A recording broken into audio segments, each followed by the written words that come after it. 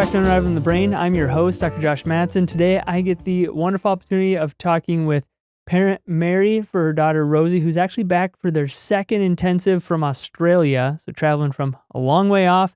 And we get to talk about what changed after we worked with Rosie the first week, what changed in between that time frame, and experience so far with even coming into the second week. And so really cool changes have happened. Really excited to share that with you guys. Let's jump in. Welcome back. Thank you. Yeah. Okay, so we saw Rosie 5 months ago. Yeah, 5 months ago. I was gonna say it was probably closer to 4, but we saw her 5 months ago. We worked on a lot of reflexes at that point. Primary goal was working on primitive reflexes. For people that maybe haven't seen the original video, coming in with hypotonia, coordination issues, balance issues, eye tracking issues, lots of different primitive reflexes. And as we worked on her the first time, kind of give us your perspective on that first one here, what changed in between, because I know a lot of cool stuff changed, and I'm interested in hearing. Yeah, sure. Well, like you said, we did that 2-week intensive last time, and I had a chat with you in that second week, and I was saying, yep, good to their word, Infinity integrated all of her reflexes in that first week, something I had been trying to do literally for years with various techniques and different intensives in Australia, but it comes back to that simple concept that a lot of physios, OTs, and various professionals around the world may have heard about the idea of retained primitive reflexes, may even say these are the exercises to potentially integrate them, but no one that I know actually knows how to integrate them successfully, and to be able to do that in 1 week was incredible. And I already saw drastic change last time I was here, but then I was told give her brain and body 2 months to integrate further. And you may recall I'm a sort of have the science background and numbers. I can give you 100 anecdotes as a mother, and I'll share a few, but the numbers don't lie. And so I sort of did a bit of a ring around and trying to find groups in Australia that use the same software system that you use for the balance tracking, and found a group that actually, because I wanted to compare apples to apples, and so we went there, and he actually tested it a couple of times, thought it wasn't working because Rosie's results, and I sort of had it ready on my phone, because when we had day 1 last time of the 3 key balance areas, so proprioception, vision, and vestibular. The first numbers on day 1 last time was proprioception was 15th percentile, vision was 5th percentile, and vestibular was 2nd percentile. So it's incredible that, really no balance or not much. And then a week later, just by integrating reflexes, before we really worked on vestibular, proprioception went from 15 to 45th percentile. Vision, we weren't working on vision last time, even though I said, oh, come on, can we get some vision in? We're going to do the triangle of child development, integration first, then vestibular. And then if you lived around the corner, Mary, you'd come back in a couple of months and do some ocular. That's what we're here for this time. I couldn't, I was too tempted. I couldn't miss that final piece. But just by integration, the vision did improve from the 5th to the 10th percentile. And then the vestibular went from the 2nd to the 8th. That was just after integrating reflexes. After that 2 months, like to the day, I measured in Melbourne, Australia, and the proprioception stayed in that normal range as we wanted, and we can put the numbers up on the screen if that helps. Went to was still at I think 45th percentile, and the vision also stayed stable, but the vestibular, which I was very excited about, went from the 2nd percentile originally to the 53rd percentile. So my daughter, who was never meant to walk, is in the normal range for vestibular balance, and that's just remarkable to me, very exciting. And it's so cool because, like I tell parents this all the time, of like, our goal is to get things connected, get the body integrated more appropriately while you're here. But the real change happens over the following months as they start to use their body differently. They start to use their balance systems differently, use their eyes differently, without a lot of these things in the way. And this happens over and over again as they come back, and they always look better. But it's because the brain is meant to develop. The body's meant to develop. If we can get rid of some of these roadblocks, it makes a really big difference in how they progress over those following months. Even things that we didn't focus on the vision. But we went to the optometrist a couple of months further after that, and because I knew that her Rosie's lenses needed to be changed because although her eyesight's fine, and the optometrist agreed, yep, and did the test, Right eye? the right eye test that couldn't even pick up any measurement Yeah, we from couldn't get Rosie anything. last time. We didn't hear or in Melbourne, and she's like, "Well, there's definitely there's movement, there's depth perception, there's they could actually record things that they were impossible to record last time, and definitely improvement, needed to change the lenses. But this time we're here for that visual motor and the ocular. So we've got those three pieces. We know proprioception and vestibular now in normal range, and I'd like them to improve even further, and I believe they will. But the vision is the key now for that last piece of balance, and you'd probably describe it more successfully. But the idea of having the eyes converge so that everything becomes easier. Although Rosie can read and do maths,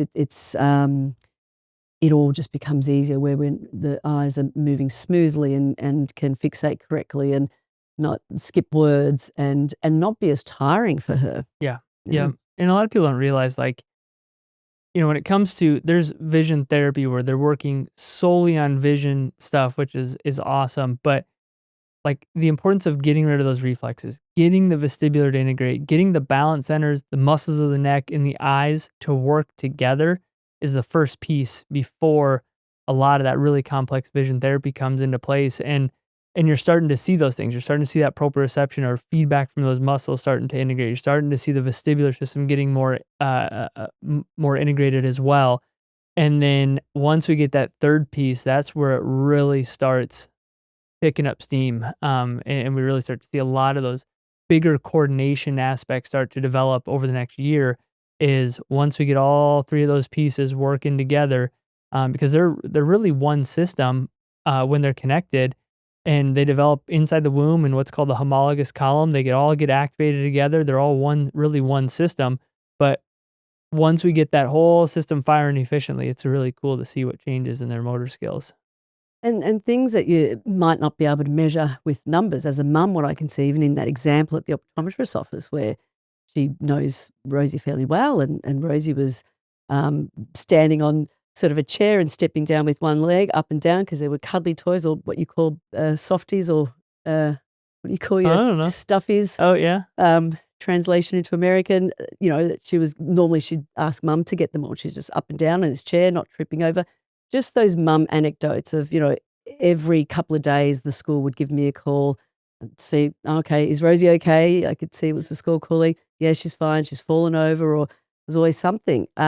She's just like a regular grade 2 child now, which is third year of elementary here. And I think she fell over once since therapy and coming here. And Jonah, my 11, almost 12-year-old, definitely falls over more at soccer and grazes and everything. And it's interesting.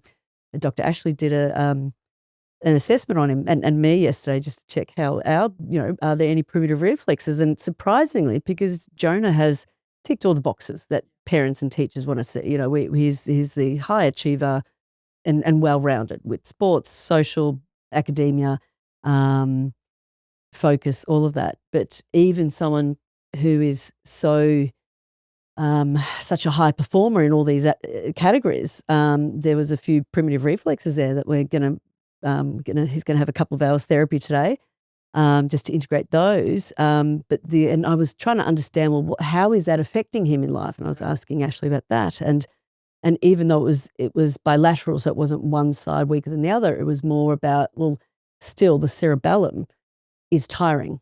And even though as a child, I don't see him tiring like myself or Rosie, that cerebellum is having to work extra hard. So imagine if we can just remove that barrier or hurdle, and how much further he can go. Yeah, I always call the brain kind of like the great compensator. It's amazing how many different weaknesses that it can compensate for. It's really unreal. But once you get these systems better developed and doesn't need to compensate, how much growth can occur after is really cool to see. So there's always stuff that changes, even with kids that are, that seem to have a lot of things all together, or maybe they have this little thing over here, this little, challenge over here where sometimes just working on some of these basic things makes a world of difference for Yeah, 'em. even though they might be mild in measurements of reflexes, worth integrating. If we can do that in a few hours this Yeah, week, why not? easy peasy. And other things anecdotally that I'm seeing, I mean, as a mother, I can see family life has changed drastically for the better. Yeah, calmer kids, calmer Yeah, I life. mean, calmer mum. I'm also using a vagus. I feel like I've reset Yeah, my whole nervous system. I was a workaholic for a lot of years before kids, and I feel that I was still on edge, not a more relaxed mum in the way that I used to be. And I feel that I've just calmed your own nervous coolest system with some gadget. vagal stim. I've reset vagus nerve, and I'm just more chill. Perhaps things aren't. I'm just not on edge as much. But even Jonah gets more attention too. It's also easier if everything seems like it's going in the right direction. That's a Yeah, big stress off, Yeah, ease is a big word that comes to mind. Things flow with more ease in my life, and for the family.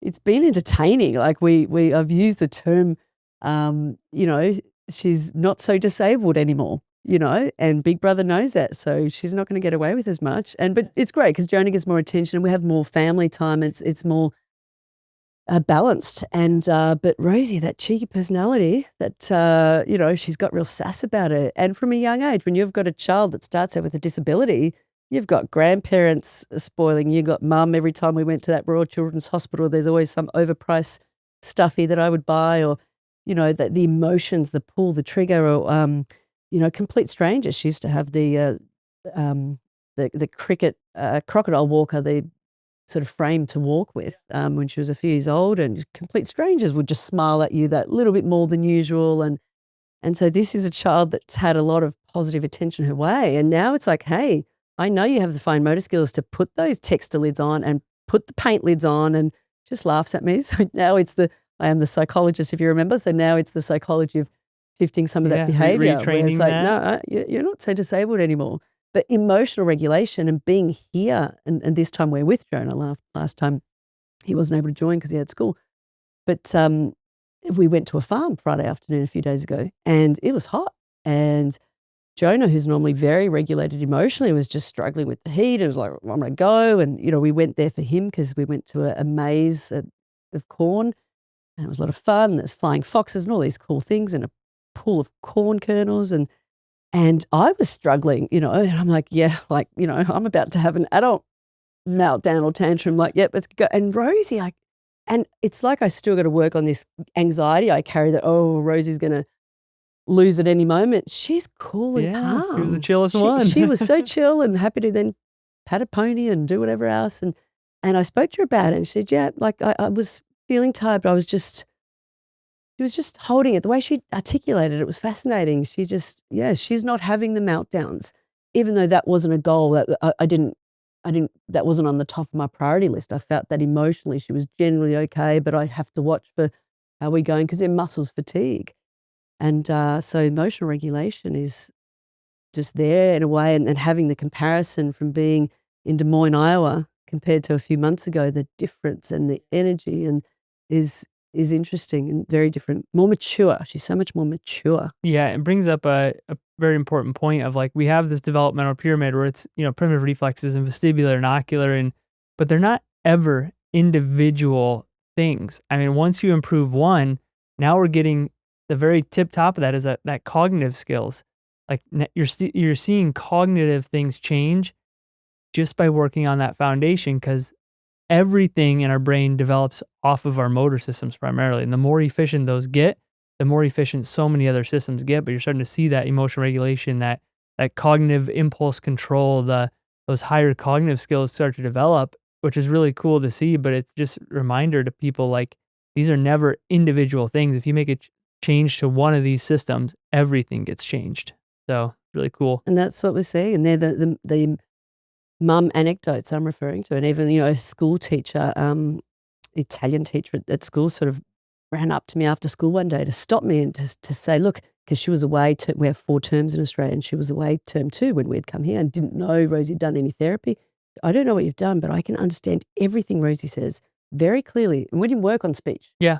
No. officially. This works on motor. It just sort of moves along. And this is what we spoke about the other day, just that final step for Rosie of outside of the vision, but the speech articulation, and it's really interesting, like, once you get a lot of these motor skills developed, how much more efficient things like speech therapy go, and like these other really specific therapies, how much better they go once they have this foundation, how much faster things click or how much faster learning clicks for them. And it's really cool to see as you get those pieces in place. Yeah. Any last things you want to mention? No, just that I seem like even being here, I'm like this crazy Australian mum that's talking to everyone about lasers, infinity, put it in your phone, because it's hard as a mum not to share. If I've found something that is literally life-changing for my daughter, it's just about whatever your child or yourself might be labelled with, it's just reach your full potential. That's how I see it. I'm not trying to change my child. I'm just let's reach trying to your help full them in any way potential. you can. Yeah. And it's hard not to share that to complete strangers in the park, or the lady at the farm the other day talking about various things, and laser, like it's incredible. It's a magical tool. It is. It's super cool. Tons and tons of research behind it for so many different challenges that we see in these kids and just people in general. And it's really cool. Thanks for sharing all that. I really appreciate you sharing everything and helping other parents, and thanks for being here. Of course.